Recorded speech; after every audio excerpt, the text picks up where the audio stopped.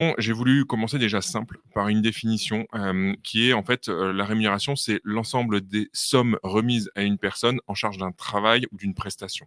Donc quand on parle des sommes, c'est sommes qui sont formées par le salaire, par les primes, pardon, les Ah oui, crimes, tu ah vois? bah, ça dépend de l'entreprise. Allez hop direct, Hein? par les primes, les, Une entreprise de gratifications blanchiment, par exemple. et les indemnités diverses, que l'on peut recevoir.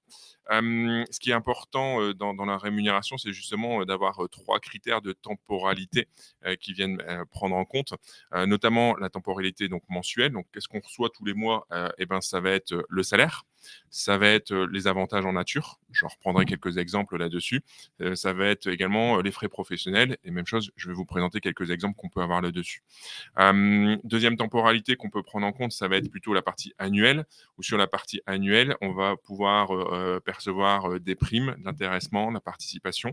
On peut avoir des dividendes également, et donc on va prendre ça en compte. Tout ce qui fait écho à la clôture d'un exercice comptable, Par finalement. exemple, c'est ça, et ensuite on va avoir la partie capitalisée où la partie capitalisée, bah, ça va être la partie qu'on va vouloir conserver, aussi bien pour l'épargne privée que l'épargne professionnelle, pour pouvoir développer son entreprise et continuer à prospérer au niveau de son entreprise.